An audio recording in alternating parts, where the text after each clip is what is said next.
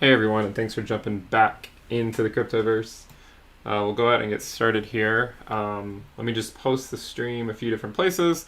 I'll go ahead and dive into the markets, see what's going on. So, how's everyone doing?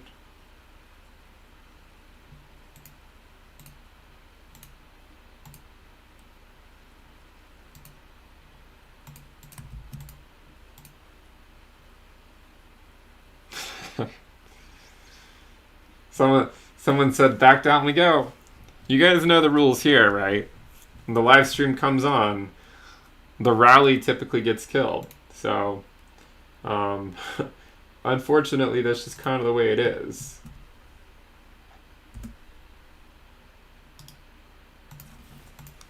Let me just post this a few more places, and then we will dive in.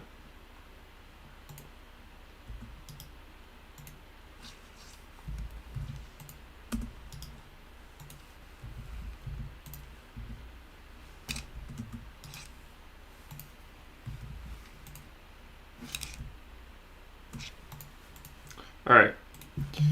So, Bitcoin is at 16.8. It's not letting up at all so far.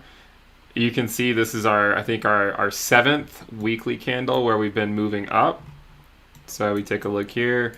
We had 1, 2, 3, 4, 5, 6, 7. So we're currently in our seventh weekly candle. And actually, I wanted to. We'll get to questions at some point a little bit later, but I want to just take a few measured moves here, just to kind of see the typical range of these weekly candles. So the first one, if we just measure it, let's just measure it from like the body of the candles. We don't care about like wicks or anything like that. You can see this one spanned around 6.4%. This one was a lot less, at around 1% or so. Let me go ahead and delete these so we can actually see it. So we had one that was around 6%, one that was around 1%. This one actually was around 12%. So that one was a pretty big one. So we have 6, 1, and 12. Here is another one at 6. So 2 6s, 1, 12. Here's another 12. So 2 6s, 2 12s, a 1. And then this one was around 4. So let's see. So 2 6s, 2 12s, 24, 12, 36, a 1. That would be 37. And then what was the last one? The last one was 4, so that would put it around 41, 42. So 42. So I guess on average in a given week divided by 6, that'd be 7. So weekly right now, Bitcoin on average is averaging 7%. And let's kind of see where we currently are. And we're currently at around 6% or so. Just over the last 6 weeks or so, it's been averaging approximately 7%, plus or minus a couple percent, right? Who cares about a couple percent? Yeah, here we are. We are, if we take a measured move from where we are down to the 20 week, you can see the 20 week is approximately 20. Actually, that's the 21 week EMA. The 20 week is all the way down at around 30% lower. So if we were to drop by 30%, we would get there. And if you measure it the other way, you can see that we are over 40% higher than the 20 week moving average, which is pretty substantial, right? This is pretty substantial. There's really no other way to look at it. 40% above it is great. You can see back over here, the highest we really got above it was around 30% or so. Here, again, we were around, at the peak, we were around 25%, but we spent most of it between 15 and 20%. So this move is arguably, a lot more impressive than these other moves. Now, if you can note some similarities. I mean, this move over here looks somewhat similar to the move we're currently in, except for this move, we didn't have a 60% drop preceding it. But if we were just to take, say, like a bar pattern, of course, this is going to go all the way down to the wick, but just those candles and bring them over here. Yeah, so it looks something like that, I guess.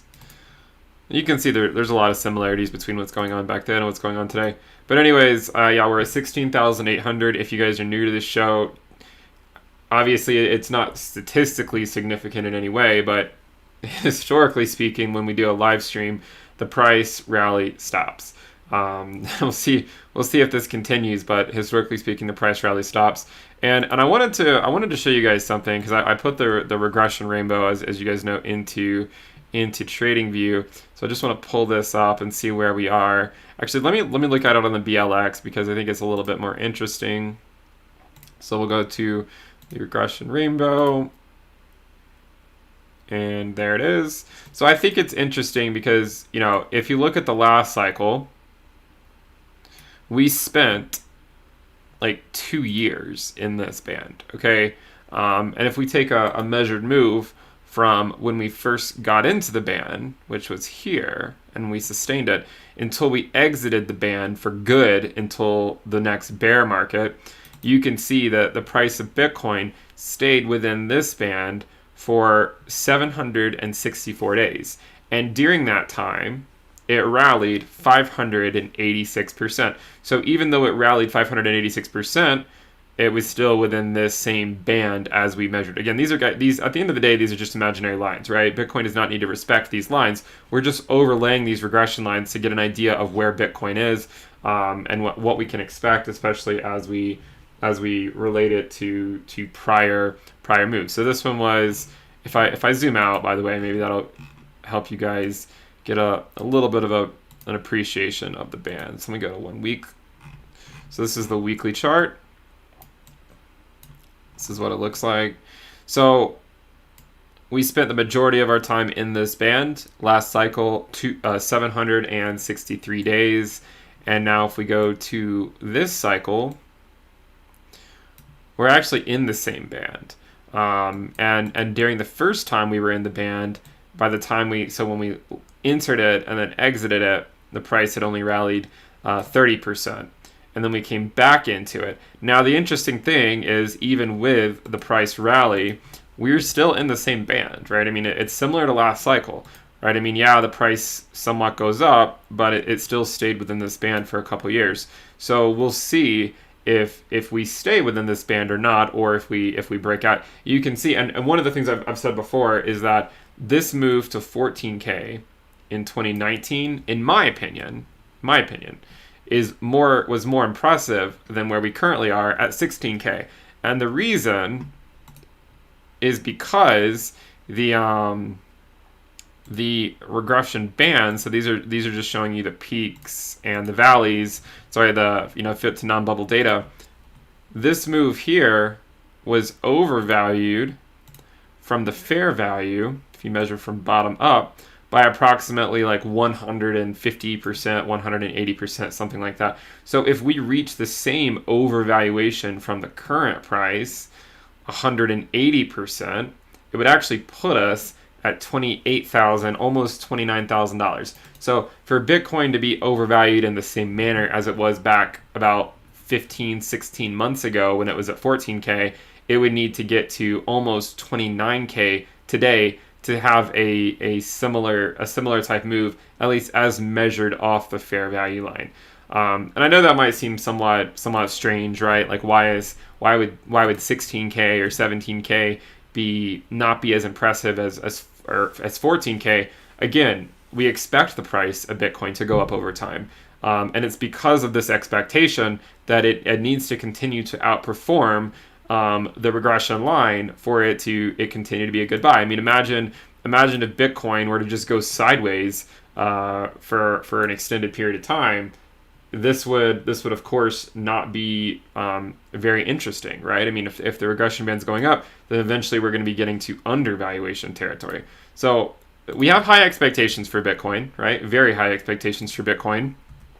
If you're watching the channel, a lot of us assume or presume that it has a non-negligible chance of getting to 100K or more, 6 figures or more this market cycle, right? Now, whether you think I'm right on lengthening cycles or you think that I'm wrong and it's going to be a 4-year cycle, right? No matter where you stand on that, I imagine that most people here think that whenever the peak is, it's probably going to be around 6 figures.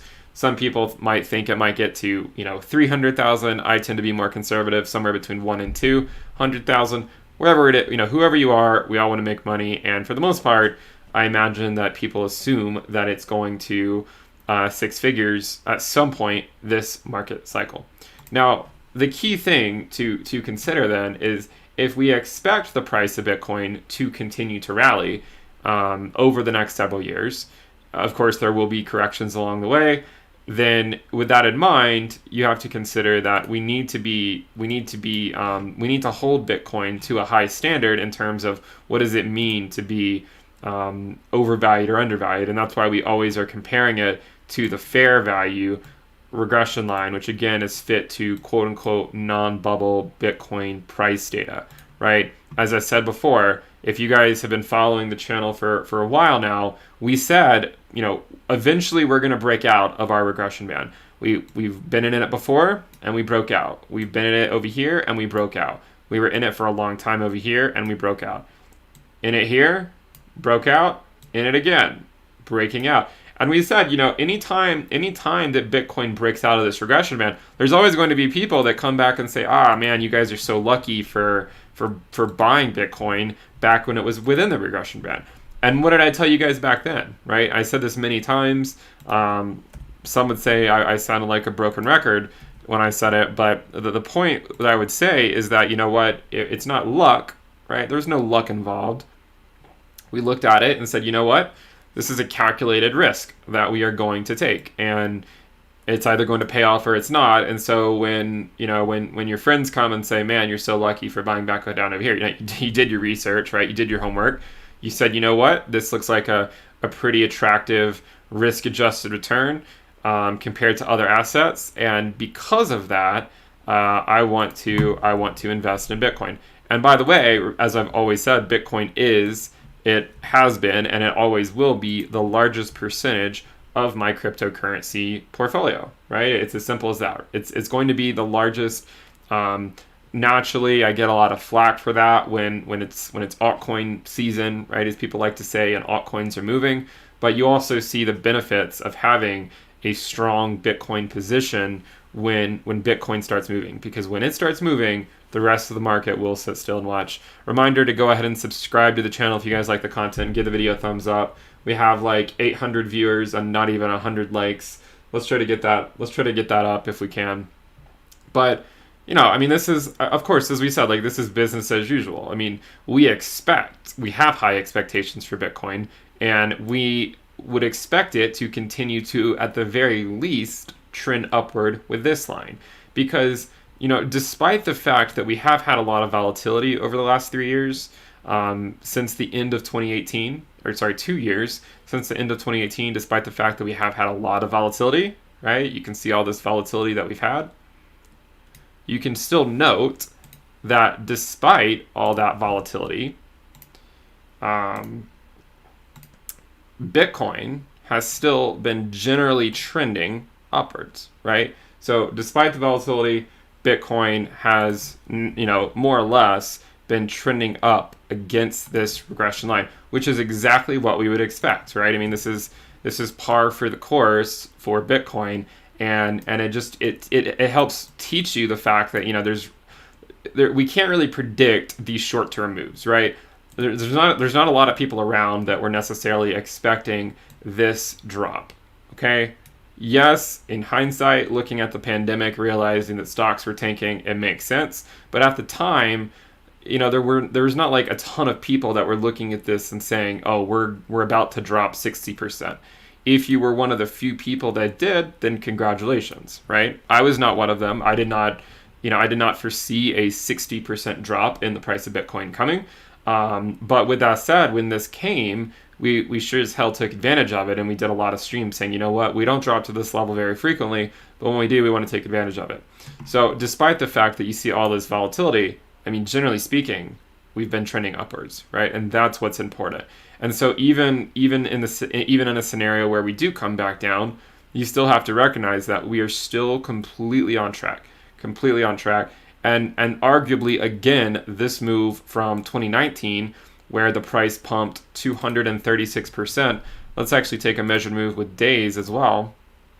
So starting from the end of March to the peak, we pumped around 250% over 84 days, okay? And this time, let's be very generous and go from the very bottom, you can see we've pumped 300% over the last 245 days. So this move in 2019 was still more incredible, in my opinion, than the one we're currently in, because it took us from like 4K to 14K in like 2.5 months. This move has taken since March. Okay, and one of the things we've talked about, we're going to go ahead and add on our bull market support band. Okay, so we're going to look at the bull market support. This is the level that Bitcoin needs to hold. Do we have any concern? By the way, this is not the price of Bitcoin. I know it says 15,973. This is certainly not up to date. This only shows the closing price. You can see it's actually at 16,820. So we still have. I have not managed to kill the price rally yet, though generally my live streams tend to coincide with that happening. So where is our bull market support? And if you're not familiar with it, this is just generally where we hold support during a bull market. We had support here several times. I mean, here's 1, 2, 3, 4, 5, 6. So during the last market cycle, we had 6 retracements to the 20-week moving average. So when I make videos titled like short-term bubbles, I don't mean we're near the end of the macro bubble, right? Because we all, if you follow the channel, you guys know, like, I think Bitcoin is going to $100,000 to $140,000 over the next few years, right? I think that's going to happen. When we talk about bubbles on the channel, we're talking in these short-term bubbles, we're talking about these little bubbles, these little bunny hills that we get, right? These are our bunny hills, and we like to talk about these bunny hills because they're actually pretty interesting, because the market sentiment can change on a dime when we have them. And then we get to the final mountain at the very end, and from there, when you break the 20-week, it's the bad news bears for the foreseeable future, right? We're not breaking the 20-week, not breaking it. Market sentiment can change on a dime. We said that 8 weeks ago, right? When we were testing the 20-week for the first time, we said, you know what? It's a calculated risk, right? But I think it somewhat theoretically merits it. Because if you look, one of the things, and I'm just going to go systematically through this because I think there are a lot of new eyes on the space considering the recent rally. This is one thing I want people to really take note of so that you fully understand why I'm using this. During the first market cycle, the first time we got above the 20-week moving average, which is the red line, we started holding it as support after the first move, okay? During the second market cycle, it was the second time, the second test of it. You can see the first test, we fell back below it. And then the second test, it was a support line for the next, basically starting in the end of 2015, we got above it. We held it as support until the end of 2017, where we peaked, and then when we came back down to it, tested it in 2018, we broke below. So the first cycle, we held it as support, the first test. The second cycle, we held it as support, the second test. The third cycle, I mean, I'm sure you guys already know this if you watch the show, it took us 3 times so far, because we had one test, failure. This was our pump to 14K. Failure to hold, instant drop, right? What happened? Instant drop down to the 100-week moving average or so. Second test, instant drop down to the 200-week moving average or so, with a wick down to the 300-week moving average. So then we said back in September, you know what? Here we are again. It's been 6 months again. The reason why 6 months was important at the time was because between this test and this test was approximately 6 months or so. And then this one to this one was also around 6 months or so. So basically the idea was, well, if we don't hold it as support, it's probably going to take us 6 months to drop below it, to come back above it, and then to eventually come back down and test it as support, right? So to drop below, to find support somewhere, to come back above, and then test it as support, right? So we failed it again, came back down below, came back above, then tested as support. And what did we say, right? We said, if we hold it as support, market sentiment can change on a dime. It wasn't that long ago when Bitcoin was sitting at $10,000, where we had wicks down to $9,800, and a lot of people were talking about the CME gap that needed to fill. And we said, you know what? You guys remember back then we said the CME gap does not need to fill. The 1 day time frame CME gap does not need to fill.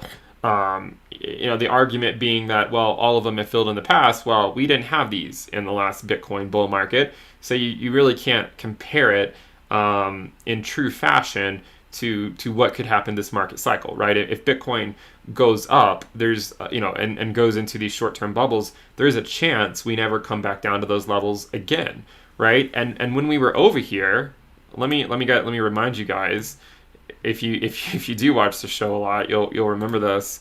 Let me hide some of these moving averages. We're just going to show the 20-week. And actually, I need to switch this over to a daily. So 140 days, which is 20 weeks. What did we say? Back over here during this last test of the 20-week moving average. This is the 20-week moving average that we hit in September. I said back then that would it not be somewhat poetic for Bitcoin? Would it not be somewhat poetic for that to be the last time Bitcoin goes below 10K, right? Would it not be somewhat poetic? The reason why I'm saying it is because the CME gap that so many people were saying we needed to fill was right here, right? So essentially what I would call this is Bitcoin teasing those who said that it has to come back down to this level to fill some gap, the CME gap that we've said does not need to fill. So this was our last test of the 20-week moving average. You can see we had several days when we were flirting with it. We came back up, we came back down to the 20-week, tested it again. From there, off to the races. Okay, so we've been moving up quite significantly since then. But these I think it's six candles or so. So 1, 2, 3, 4, 5, 6. These 6 days, you would have had the opportunity to get Bitcoin at approximately $10,000. Some of those days, you probably would have been able to get it for a little bit less than $10,000. Okay, I just think it's poetic in the sense of Bitcoin yet again saying, to hell with the CME gap, I'll do whatever the hell I want. And I'm going to tease you guys at 10K again, which also corresponded to the 20-week moving average, which was really nice because you guys know me. I talk about the 20-week moving average like it's going out of style to some degree because I talk about it all the time. And I know some of you guys get annoyed with how much I talk about it, but it is what it is. The data doesn't change. The data suggests that the 20-week moving average is our bull market support line. If we hold it as support, we're likely going up, right? If we can just simply hold it as support, we're likely going up. And that just simply stems from the fact that during the last market cycle, way back when, it feels like an eternity ago now, that is what held as support during the bull market. And yes, we sometimes had wicks below it. You can see here was a wick right here. Here is a wick. But on the weekly time frame, we were never closing weekly candles below the 20-week moving average. And you can see how closely we rode the 20-week moving average for a significant part of the market cycle, right? I mean, this is a substantial amount of time if you look at it, riding the 20-week moving average for 115 days. Here's another one, 84 days. The other ones, when we tested it in the future, it wasn't quite as long. We understand, fully the 20-week moving average is the last line of defense, in my opinion, for a multi-year bull market. If Bitcoin can hold the 20-week moving average and continue to hold it, then it's going to provide more and more confidence to Bitcoin, and we will continue our journey up to a future theoretical six-figure Bitcoin. So I think it's only a matter of time before we test it again. I mean, obviously we will test it again because the only way we would not test it again is if Bitcoin just continues to go up forever, which, as many of you guys would like that to happen, insert something about fiat currency or something at this point. As much as you guys would like that to happen, I am a little bit more pragmatic and will say I don't think that will happen. I think we will test the 20-week, but in terms of how high exactly the price of Bitcoin can go in the short term, it's anyone's guess, right? It's anyone's guess.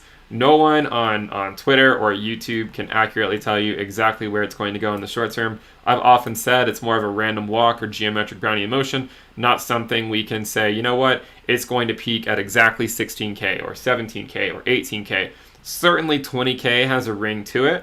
I imagine there will be a lot of sellers at that point, but at the same time, remember, Bitcoin at the end of the day can do whatever the hell it wants. Remember 6K. I'm sure a lot of you guys remember 6K. I didn't have the channel at the time when we were down in this area. A lot of crypto YouTubers were talking about this kind of being a level we would hold resistance at for a long period of time. I mean, I don't know about you guys, but that doesn't really look like a lot of resistance to me. I mean, it looks like we just sliced through it like butter. So again, as I've said, no one's going to be able to accurately tell you exactly where the top is, exactly where the bottom is. But we'll try to take a more pragmatic view to our approach and see, well, where can we go and where does the math say we could theoretically peak? So if we put back on our regression band, so we're just going to put our regression band back on and look at it. Well, if Bitcoin were to immediately go up, okay, so we're talking about a very accelerated move, which I don't think will happen, but let's just say if it did, right? You guys know I'm a proponent of lengthening cycle theory. I just don't think we're going to 100K in 2021, but at the same time, there's always a chance that I'm wrong, and I would rather you guys see all the possibilities than for me to just say, you know what, it can't possibly happen, therefore we're not even going to talk about it. But let's just suppose that it did. The instantaneous lower bound to the regression curve, which you can see has held as our resistance. Let me switch over to a weekly time frame so we can see this a little bit more clearly. So historically speaking, right, this has been our resistance, right, at this upper regression line. Now, if Bitcoin were to instantaneously go to this level, and I mean like if it went to it tomorrow, what would the price be? What would the price need to be for us to be back in this band? Well, the lowest price it would need to be if it went there tomorrow would be about $50,000. Okay, $50,000 plus or minus a few $100s, right? What's a few $100s among friends? Reminder, please subscribe to the channel if you're new here. We do like to do things from a more data science perspective. Give the video a thumbs up, and also we do have a Telegram channel which you can find a link to in the description below. But make sure you give the video a thumbs up because I've never had 1,400 people watching a live stream of this channel. So the lower bound, instantaneously speaking, if we were to go up into this band, would be $50,000. The upper bound would be $76,000. So you can see that is our general window if we were to go up there tomorrow. Now, I don't think there's many people in the chat that would speculate that we would be going to $50,000 tomorrow. I mean, if there are people in the chat that think we're going to $50,000 tomorrow, then let me know what you're taking. But I don't think we will go there tomorrow. But that just gives you an idea. Now, of course, we also know that this is monotonically increasing. So let's just suppose we just kind of extend this out. You know, something like this. I'm not drawing it exactly. The middle part of it could theoretically be just shy of 100K by the end of 2021. So if we were to do something like that, where we went up to 20K, came back down, and then went up like that, then yes, it's theoretically possible to get to 100K next year if we were to completely accelerate this cycle. What is not likely, and I'm not gonna, I know a lot of you guys like the idea of that $288,000 number being thrown around a lot. To just give you an idea of how impractical that looks to me, that would be where Bitcoin needs to go in order to get to $288,000 in the next 12 to 13 months. So what you're looking at, it would need to do something like this, right? It would need to just go up like that. That would be how you get to $288,000 in 12 months.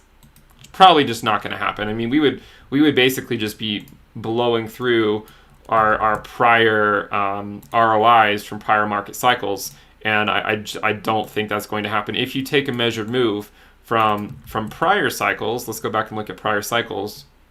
If you take some measured moves here, from this bottom to the top, it was 40.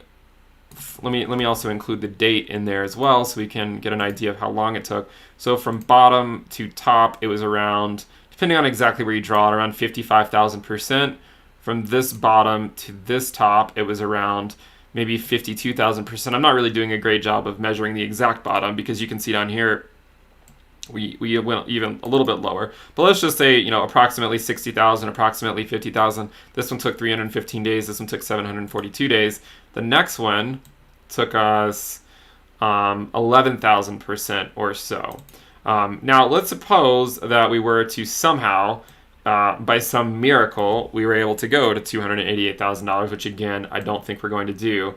That would be a 9,000% move from where from where the bottom was. So a 9,000% move, approximately speaking, to get there from where the bottom was in about the same period of time.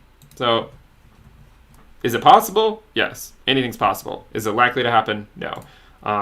Let's be a little bit more pragmatic on it and say, yes, we would like it to happen, but probably isn't going to happen. Not this market cycle. Definitely the following market cycle, I think it could make it to 300K, but likely not this one. Remember to give the video a thumbs up and subscribe to the channel if you guys are new here. I'm trying to get to 50,000 subscribers. I think I'm almost at 49,000 now. So help me get to 50,000 subscribers if you wouldn't mind. So the next thing I want to show is, let me get rid of this, and I'm going to pull up the other regression chart that I like to show. I just coded it in here.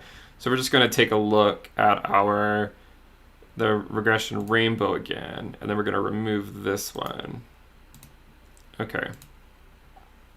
So one of the things you should be cognizant of is the fact that as measured on this indicator, each peak is approximately 2.5 log lines down from the prior peak. Okay, approximately speaking. Let me also hide this moving average. Okay, so each peak is approximately 2.5 log lines down. I mean, if you look at this peak, it's at the top of the red line. We drop down to this one, and then this one, and then it's halfway between the white and this purple.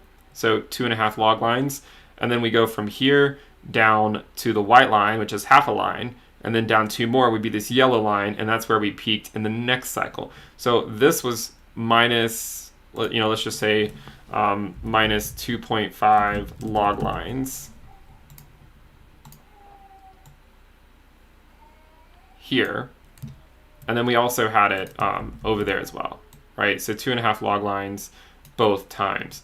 Now, if we were to extend this and do it again, which of course is a big if, we don't know if we're going to do that, but let's suppose we did, and we dropped another 2.5 log lines, where would it put us? Well, we would go down here, here, and here. So it would put us in between this light green line and the silver line.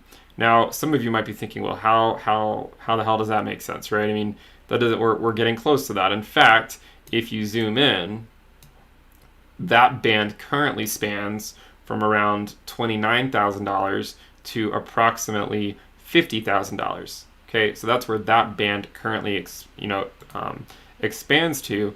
And if you remember, that is generally where the upper part of our peak regression band is, right? So you can see that kind of converging right at that point.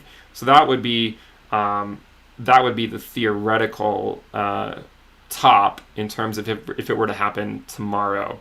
But again, as we've said before, one of the nice things about these bands is that they are monotonically increasing. So by the time you give this, let's just say you extend these a year or two, they're going to be a lot higher than they are today. And one of the interesting things too about it is this is where this one peaked. And this band right here is our theoretical next future peak, whether it happens in 1 year, 2 years, or 3 years, or 4 years, wherever it happens. I think this band, there's a good chance that this band will be our theoretical future peak, which is also where it actually peaked in 2019. So again, that's why I think this move was more substantial than the current move we're in. You can also see it was up an entirely another regression line here, right? It went all the way up to this one. We're still flirting with the current one that we're in. So with that said, let's take a look. Let's see what Bitcoin's doing. It's currently at 16,843. So nothing too exciting since we started the stream, but we'll definitely keep an eye on it. Let me just check the chat, make sure everything's doing okay. Dan looks like he wants to be hidden from the channel, so I will do that.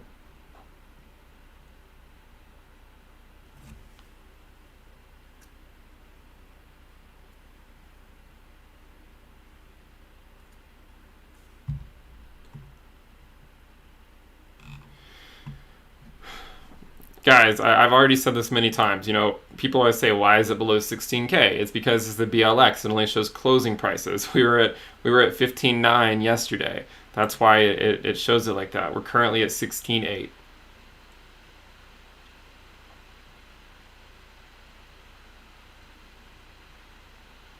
All right. All right. Let's continue on.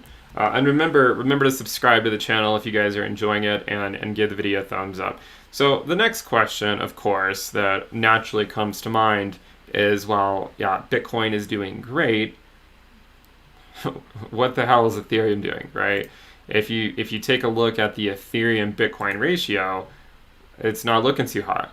You know, we're still down from the peak. We are still down 32% or so. Does this make sense? Yes, it makes perfect sense. So we've been talking about this for a long time, and I think we're still on course for the same move we've seen in prior cycles. And namely, if you're new to the channel, what I'm talking about is just the general move down in the fourth quarter of each year. Every single year, this is what happens. The Ethereum Bitcoin ratio bleeds in the fourth quarter. And then in the next quarter, in Q1, Ethereum makes a move against Bitcoin. Sometimes it's more significant, you know, sometimes it's like 1,700%, maybe it's 600%. This one was 300%. This one was 60%.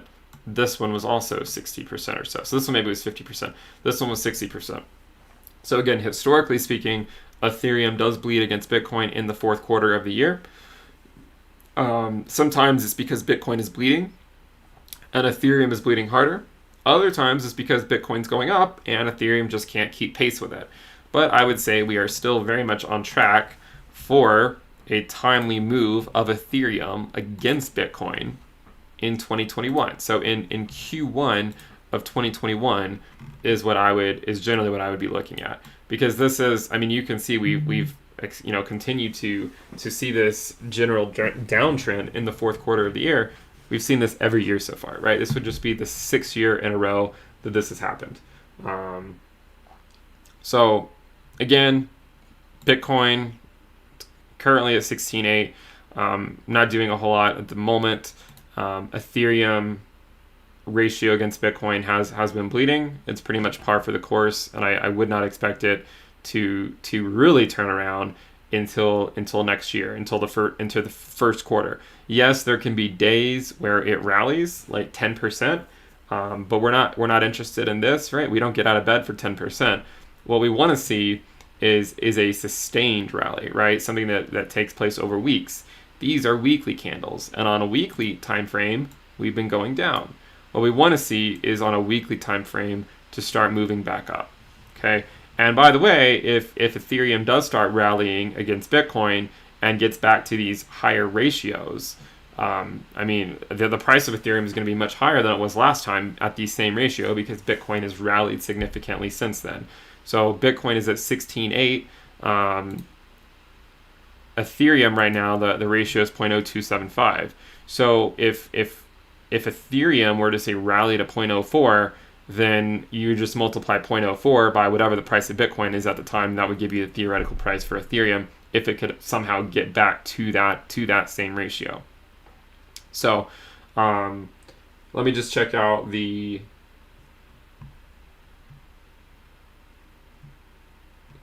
chat.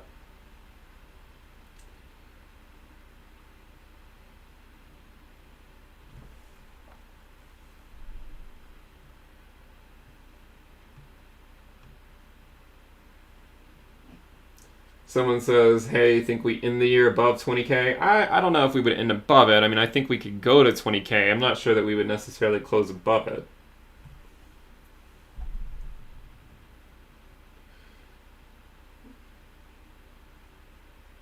All right, Polar Bears looks like is a troll as well, so I'll go ahead and remove you.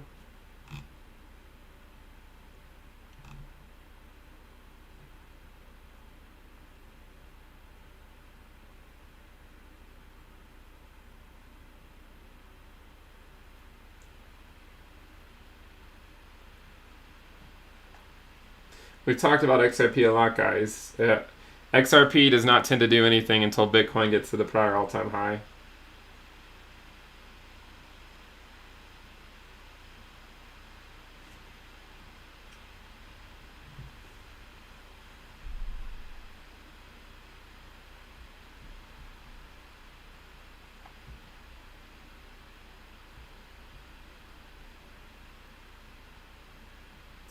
All right.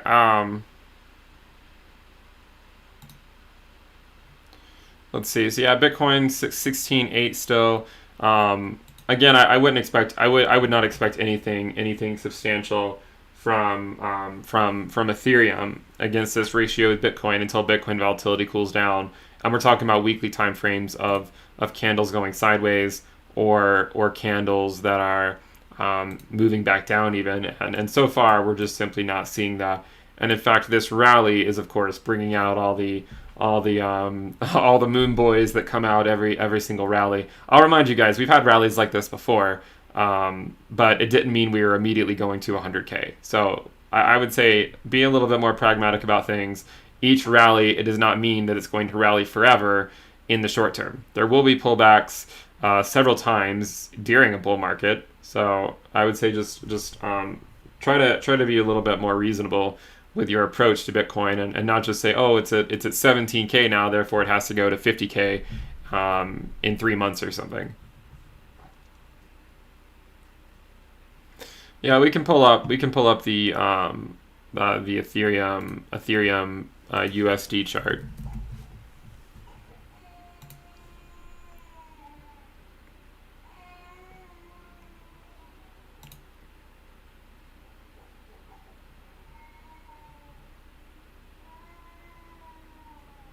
So it's loading. So here's Ethereum USD. Yeah, I mean, it looks good recently, but again, we are more concerned with the Ethereum Bitcoin ratio, because the idea again is, what's the point of holding Ethereum if Bitcoin's outperforming it? So yeah, it looks good against USD. Sorry, one of my kids just woke up. And you know why? It's because you guys made me talk about XRP again. Someone mentioned this, then I said it. They always tend to cry when I talk about XRP.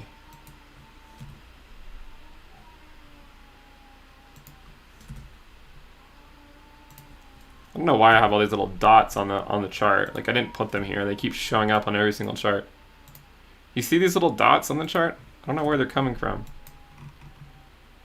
So yeah, here's the Ethereum USD chart. It looks pretty good, right? I mean, we're still business as usual, in the sense of, this accumulation phase, right? But ultimately speaking, right? I mean, we want Ethereum to break out against Bitcoin, which at this point would mean Bitcoin needs to cool off, or at some point, maybe in the first quarter, we'll see a nice Ethereum move against USD. Hold on, let me check really quick on my.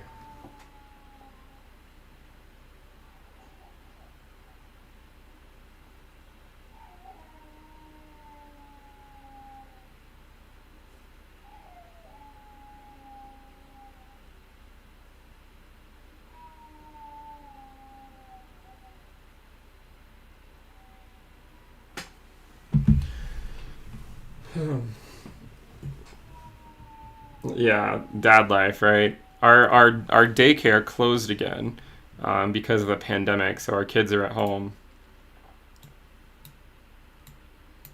But it is what it is. So yeah, I mean Ethereum, as we showed, Ethereum, yeah, Ethereum's at 463. Yes, it's rallied some, but it's not rallying on its own accord. It's rallying because Bitcoin is dragging it up, right? Bitcoin's dragging Ethereum with it, and therefore, that's basically what we would expect. I will give you guys a sneak peek. I have a video coming out. I have a video coming out later today on looking at Ethereum and how it's. Hold on a second. I gotta go for a second. I'll leave the stream on, but I'll be right back.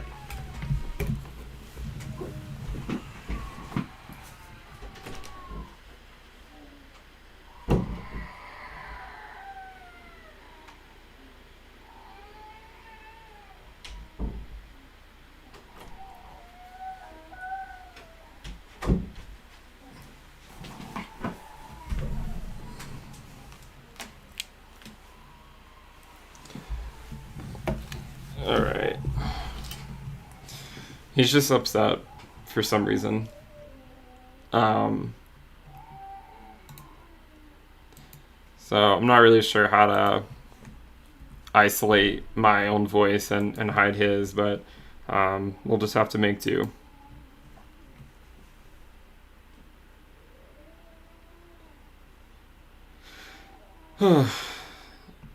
I wasn't going to show this until later, but I'll just briefly pull it up. So essentially, one of the things I've talked about with Ethereum is the general idea that it's one market cycle behind Bitcoin, right? So if this is the Ethereum price, and this is our non-bubble data, this is our regression fit, okay, that is the price minus the log line. That's the one for Bitcoin. So this is Ethereum. This is Bitcoin. You see the similarities, right? If I just toggle back and forth between them. That's our general macro downtrend for Bitcoin at the peaks. You can see 5,000% overvalued, 3,000% overvalued, and 1,000% overvalued. And then here's Ethereum, which was also around 3,000% overvalued last cycle. You can see the general similarities here with this first peak, and then second peak, also at 3,000%. If you overlay this trend of Ethereum with Bitcoin, you can see the similarities, right? First peak and then second peak around 3,000% overvaluation, and then it came back down. So if Ethereum were to continue the same trend and be 1,000% overvalued at the peak of the next cycle, and let's just suppose it's a few years away, then that would put us at a fair value of $900, and if it's overvalued by 1,000%, that would be about $9,900 per ether. So I know that sounds crazy, but it's just a general, one of those price prediction videos we like to do sometimes, just to get people, looking at the macro scale rather than having your head buried on what's happening on the short time scale.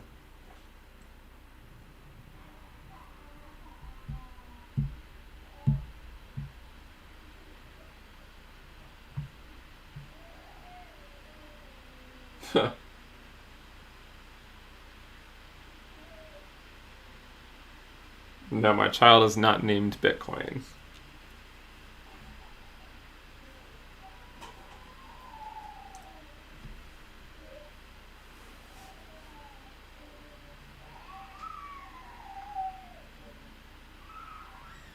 Sorry, I'm just looking at the comments.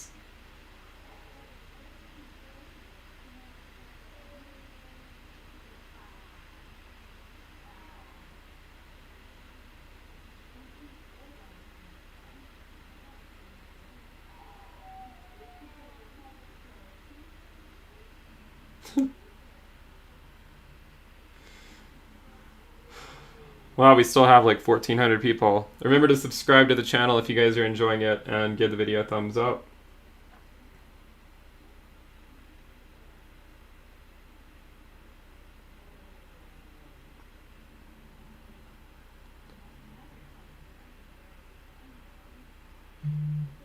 The indicator is just for the premium list, so if you're on the premium list, you'll see it. If you haven't, I remember I don't have ads on the channel. I do no paid promotions. If you want access to to these indicators, the regression band, the the regression rainbow, and then the fair value fit, right, which is this one. So a lot of different ones. So yeah, you can get access to these at intothecryptoverse.com. So you get access to the weekly reports, weekly videos, the Telegram alerts channel, the Telegram chat room, and the risk dashboard and some of the trading view indicators. So check it out if you guys are interested in it. I just put it in the chat. And remember to subscribe to the channel again if you guys do enjoy the content. And then I will remind you, we also have a Telegram channel with over 7,700 people. So if you guys are looking for a chat room, I just posted that one in the chat room.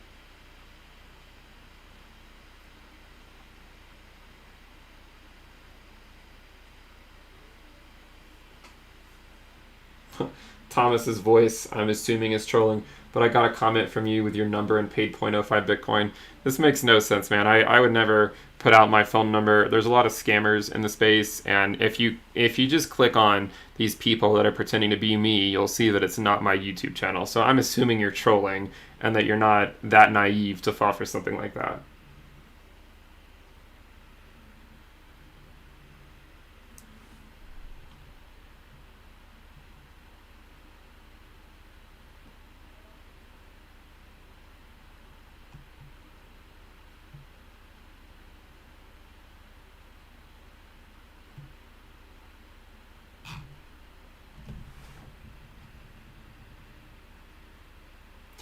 Yeah, there's more than one person, and it's not just my channel. There's like 4 or 5. I've seen so many of the different channels, people people pretending to be, you know, crypto YouTubers and putting out their numbers. There's no way. I just don't. I honestly cannot imagine how people fall for that. Because it's so obvious, right? Like why would I troll the comments of my own channel and post phone numbers? This doesn't make any sense. So please don't fall for that stuff, because obviously it's a scam, and there's I mean, it seems obvious to me. I mean, in the chat, like, let me know, like, if someone's trolling the YouTube comment section with like phone numbers asking for Bitcoin and posting Bitcoin addresses, is that not obvious that it's a scam, right? Like, we know that's a scam.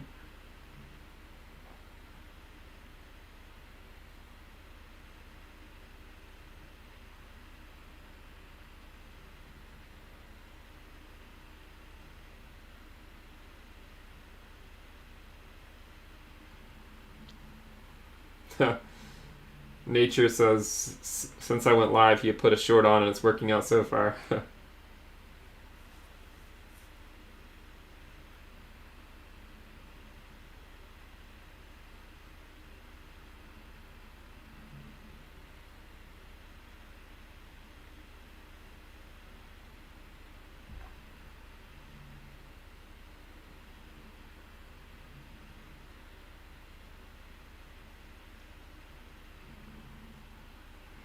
Someone says, will Ethereum become more volatile over time? Over the macro scale, I think it's reducing, but, you know, if we're gearing up for a bull market in the short term, the volatility could increase.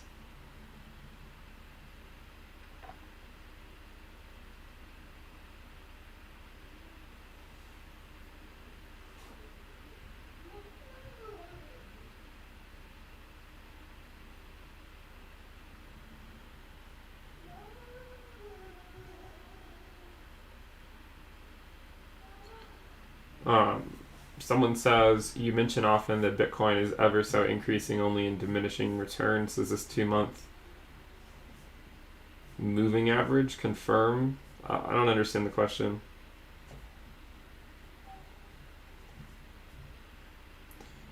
Does your 2-month moving average confirm that hypothesis, or do you seem to have a counterexample with everything getting pumped? I don't really understand your question.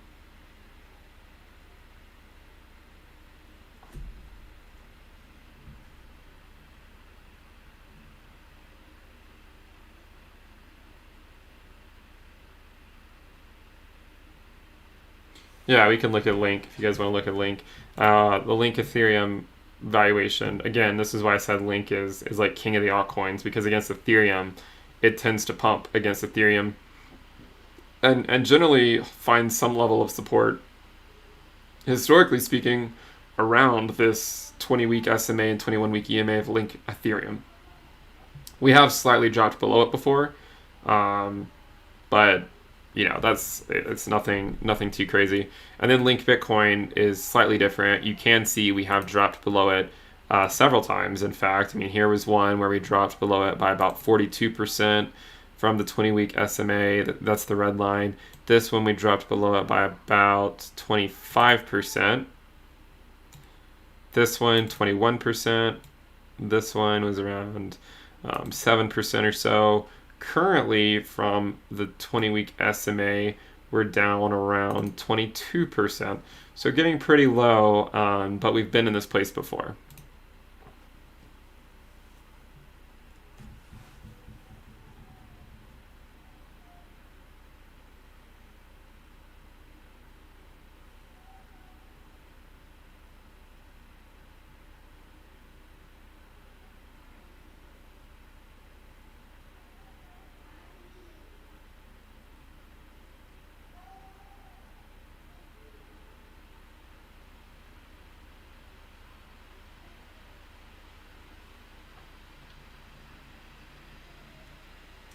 Champion 95 says, Ben, if Bitcoin is seeing diminishing returns and the cycles are lengthening, wouldn't we be seeing smaller percentage drops to the 21 weekly EMA?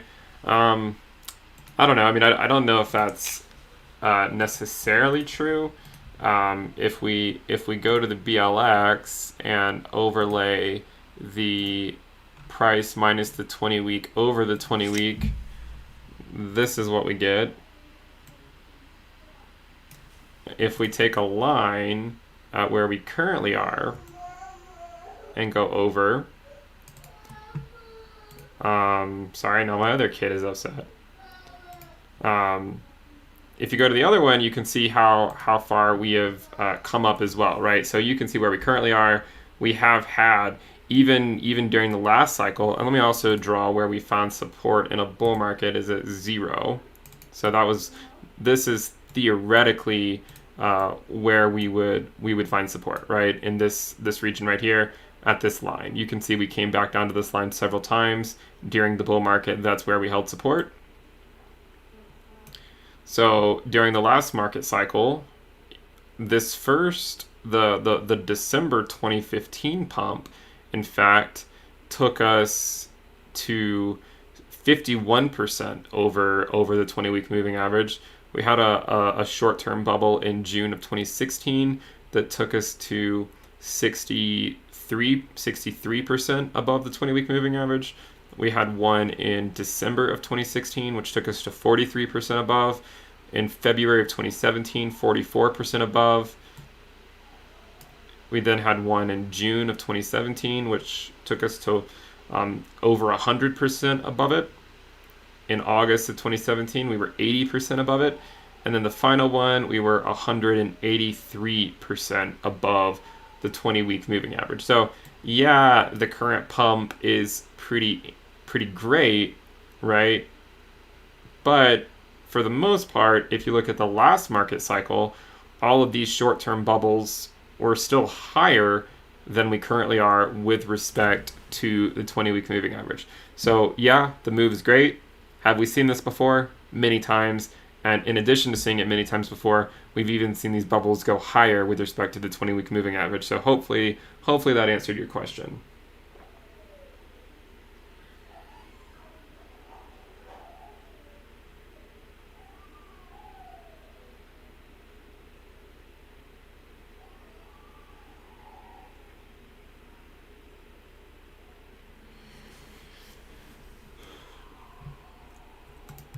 If you want the link to the premium list, someone just asked for it. I'll just post it again in case you guys want it. You can also find the link to it in the description. So just go look in the description if you want it.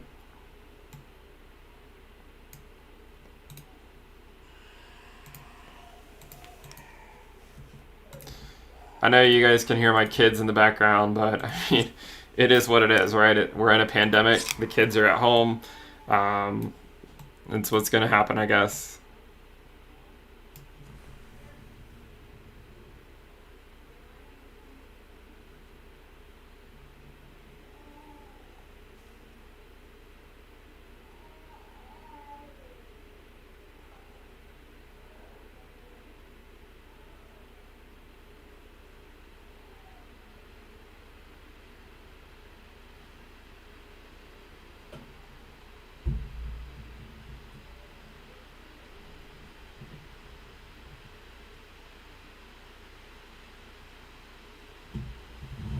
I guess I'll put it on here so we can at least keep an eye on the price. We're still at 16.8, so it looks like at least my live stream was able to cool it off a little bit. Actually, I thought it would be interesting if you look at the 1 hour chart for Bitcoin. I'm not really sure what that is. So that's the 1 hour chart that takes us back to, actually, let me go to the, let me zoom it out here. Let me go to the 4 hour chart. I don't think this is useful in terms of actually figuring out what's going to happen. But if you go to the 4 hour chart and kind of just look to see where we've come since September, you know, that's generally where we've been. So if we were to continue up at this pace, right, I mean, which who knows if we will, right? Who knows if we will? But if we were to continue up at the pace that we've had for the last like month and a half, and let's say we're in the middle of this channel, then we could be at 18K by, you know, by December, or by November 25th, right? Which is only about 9-10 days away if we were to continue on at this rate, right? So, and then we could theoretically be at 19K at this rate December 3rd if we were to continue going at this rate. Of course, no one knows if we're going to continue on at this rate or not, but just to give you an idea of how quickly we've been moving up.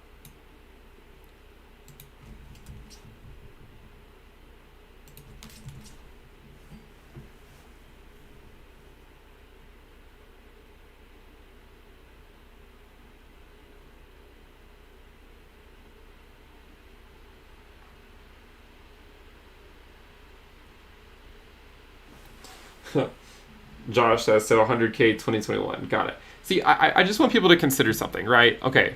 Yes, everyone thinks, a lot of people think Bitcoin's going to go to 6 figures next year because Bitcoin's pumping right now, right? A lot of people think this. And, you know, let me just say, how often, I just want people to think, like, how often does the herd get it right? Right? How often does that happen? Am I saying it's impossible for it to happen? No, I'm not saying it's impossible. Anything's possible with Bitcoin.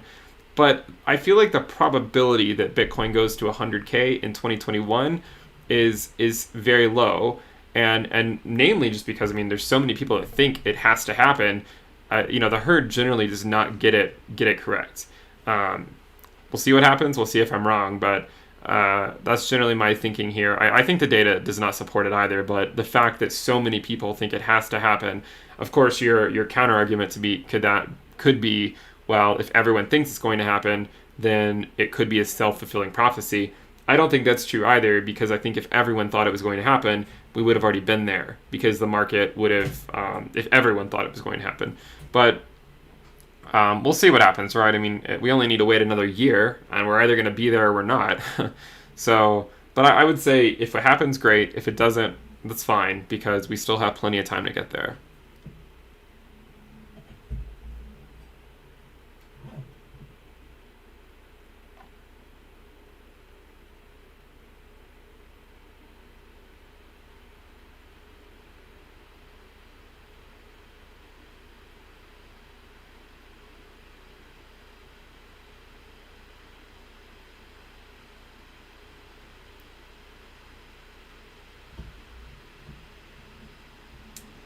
I'm not talking about people just in the chat. I'm talking about like everyone on YouTube and everyone on Twitter. I'm not saying like people that just watch this chat. I'm saying if you go around and look at like every other YouTuber, most people on Twitter, they're all calling for 100K in 2021.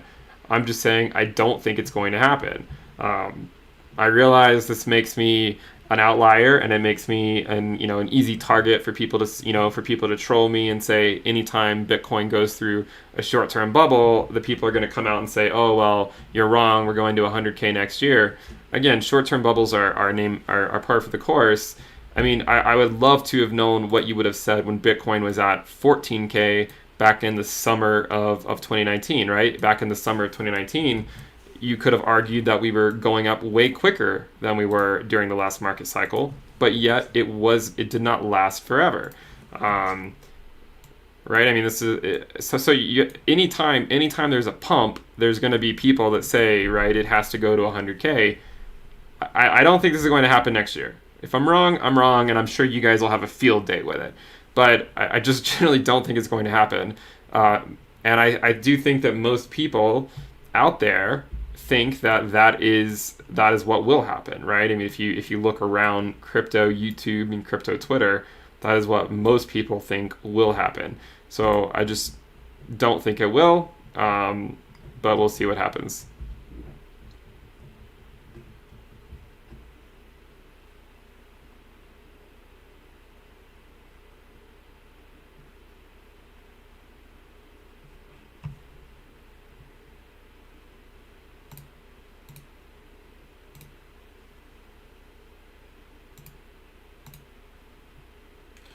All right. It looks like some people are.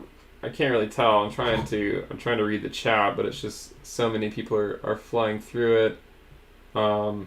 James is a troll, so I'll get rid of you.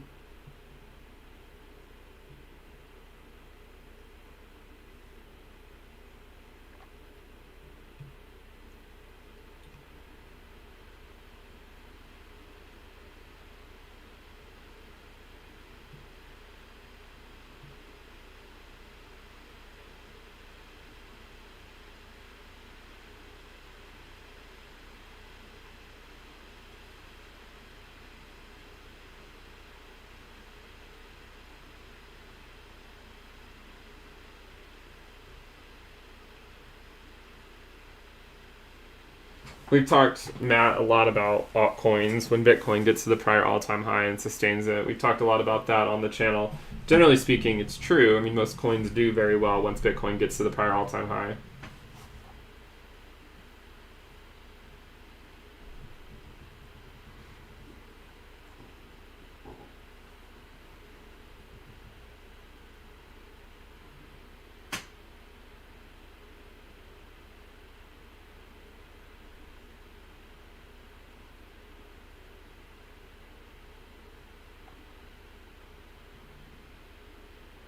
Everyone's saying Coinbase is down. I mean, I believe you, I guess.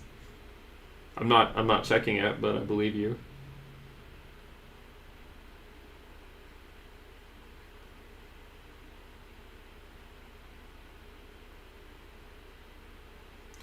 I want to drop. Bitcoin is picking up a little bit of volatility here, not a ton, but it did just drop like $100.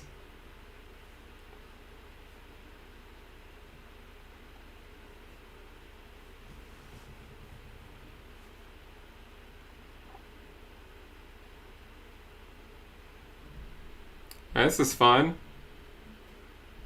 16.6, 16.5.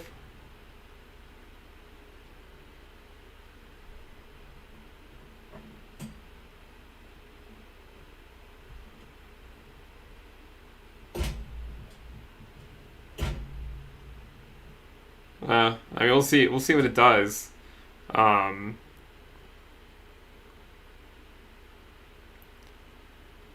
I mean, it hasn't really done much of anything yet, right? It's still at 16.6, and I mean, it started the day at like 15.9, so we're still very much up for the day.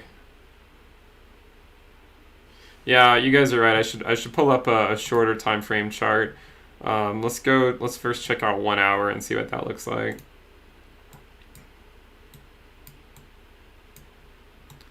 So here's the 1 hour chart. So I mean, you can see we've rallied pretty significantly. So even with that candle, things are looking pretty bullish for Bitcoin. If we go to a smaller time frame,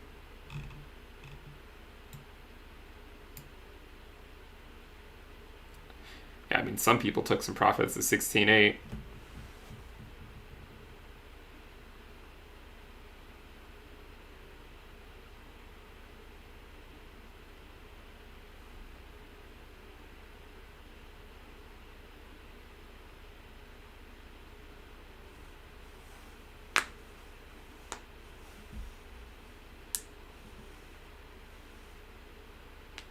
Yeah. The 1 hour I go on a live stream. That's the red candle, right? On the 1 hour chart, someone pointed out the 1 hour I go on the live stream. I told you. I told you guys when the live stream started. And if you go back and look at my other live streams, anytime I go on a live stream, it kills the rally. This is literally like the seventh time it's happened in like the last like 3 weeks. Anytime I go on the live stream, it temporarily halts the rally.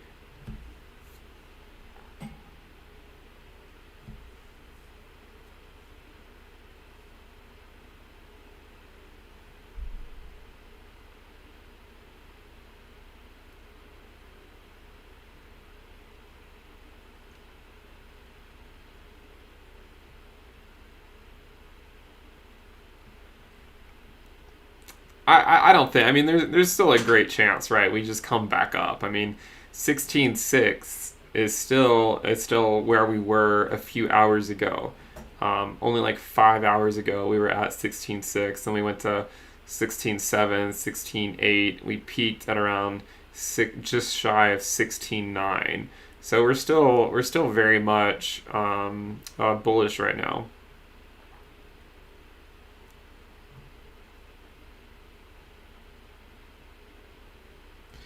Remember to subscribe to the channel if you guys like the content.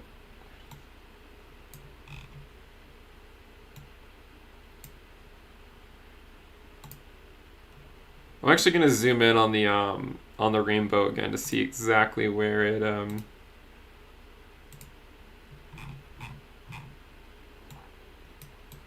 because remember, during the last market cycle, we were in this band and we had a lot of pumps to the top of this band, right, that ultimately retraced back down. Here is another one, right? And each time we came back down to this line. Currently, the first major pump we had actually took us to the upper one, so it went up a whole nother band. We had another one that peaked here. This one came down a full, another regression band.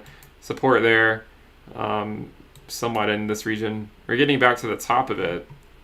The top of it, by the way, if anyone cares, not that it would be that informative, but the top of it is at like just over $17,000.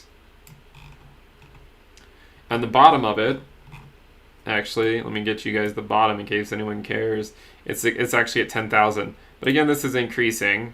So as we continue on, this will continue to increase like that. So even if we do pull back down to it, right, it could still be at a higher level than it would be today.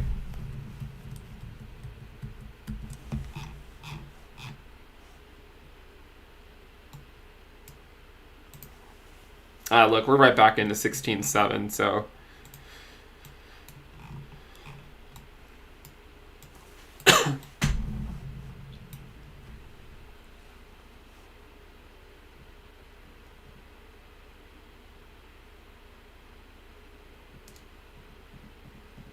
thanks for subscribing, MM711.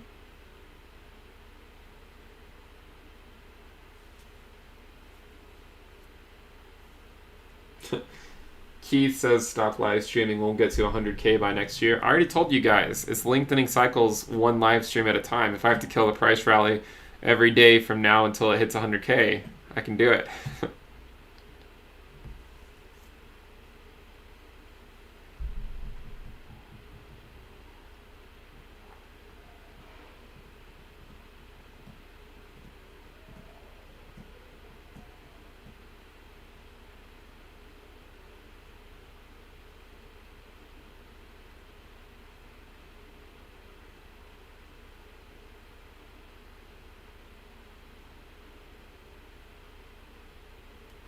Abdullah says, why do you like staring at the graph if you're not trading?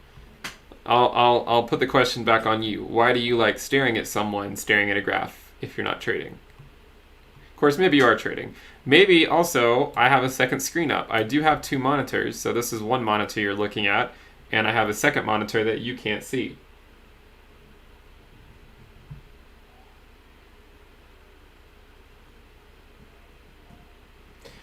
Dash Iron CA says, hey, what are your thoughts on link supply being, or 1/3 of the link supply being developer? Yeah, I've actually, it's a good question, right? And I've answered this question before. That's that would be my primary concern for Link, is that there's so much of it held in so few wallets, right? There's a lot of coins I have concerns about. A lot of them. I mean, like for instance, like with ADA, like the concern is that people, no matter how great the tech is, maybe people just don't want to build on it. I mean, with Link, a ton of the Link is held in a few wallets. There's concerns with every coin to some degree, and that's why I challenge people, right? If you are investing in an altcoin, to think about, okay, well, what are some concerns with this coin? What would keep other people from wanting to buy it? What could crash the price? I think it's a good thing to think about. So yeah, that is a legitimate concern, and we have talked about that before. Yeah, I mean, I think there is a decent level of risk with that, idiosyncratic risk. Yeah.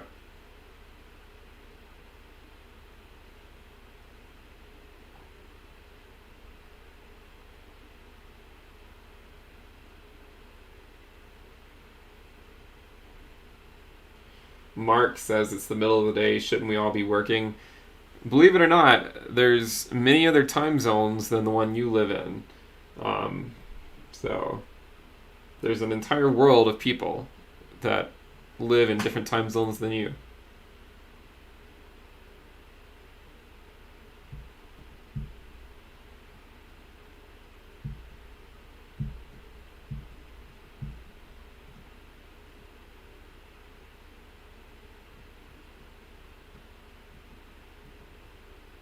A lot of people saying it's 11 p.m. where they are, so I'm guessing they're in Europe. Someone says it's 11 a.m. where they are in New Zealand.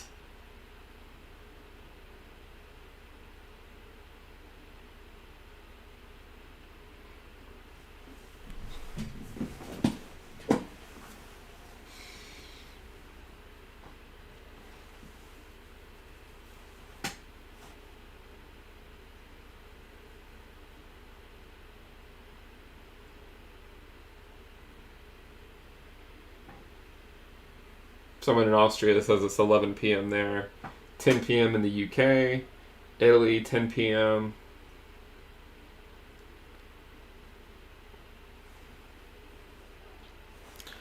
Curious to see what the Ethereum Bitcoin ratio did during that hour.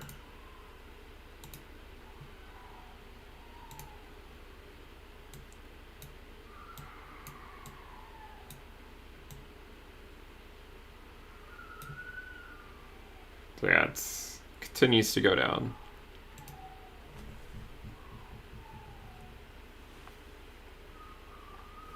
Remember to subscribe to the channel if you guys are enjoying the show, and give the video a thumbs up.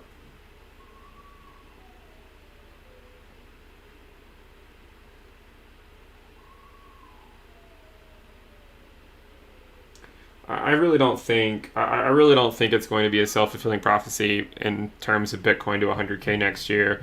The amount of volume it's going to take is quite substantial. I just don't think it'll happen next year. If it does, and I'm wrong, fine. But again, I just want people to be pragmatic about the likely chance that it doesn't do that.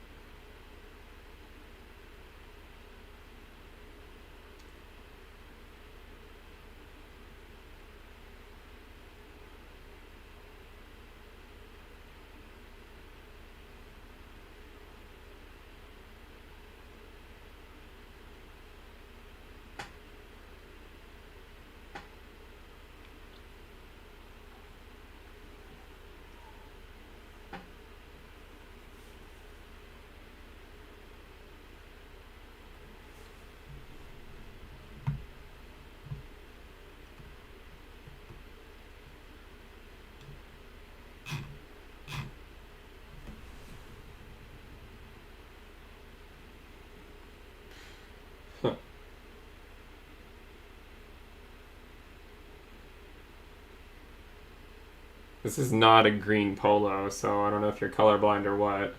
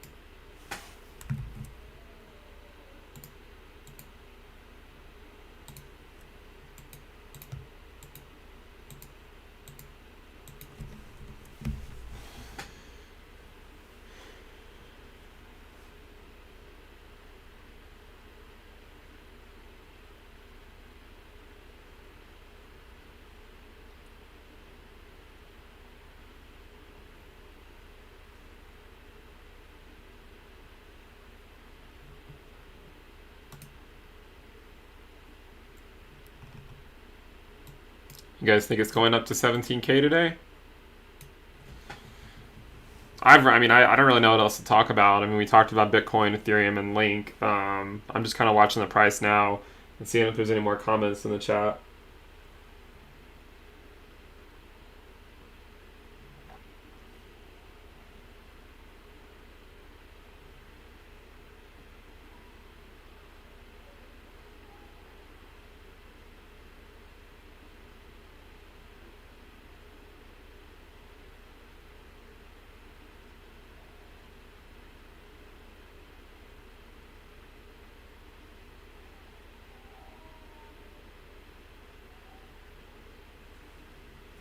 I can't even watch the chat. It's going by so quickly. I need to turn on the slow mode.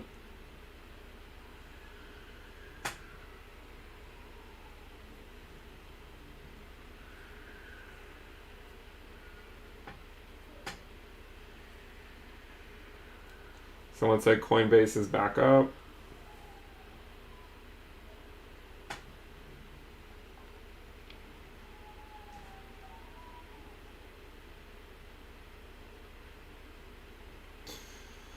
All right.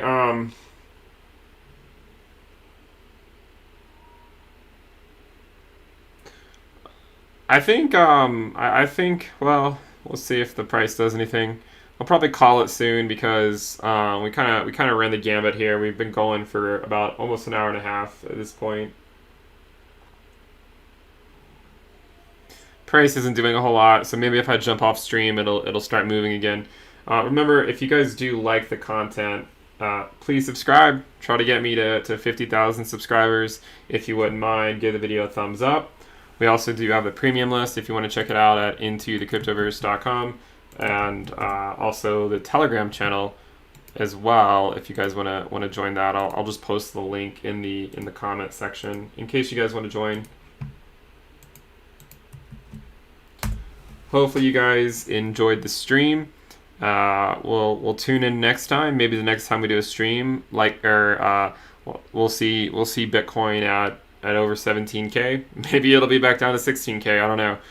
We'll see where it is, and we'll certainly keep an eye on the Ethereum Bitcoin ratio as we finish out the year and go into 2021. So remember to subscribe if you guys like the content. Give the video a thumbs up. Check out Telegram. Check out the premium list, and I'll see you next time. Bye.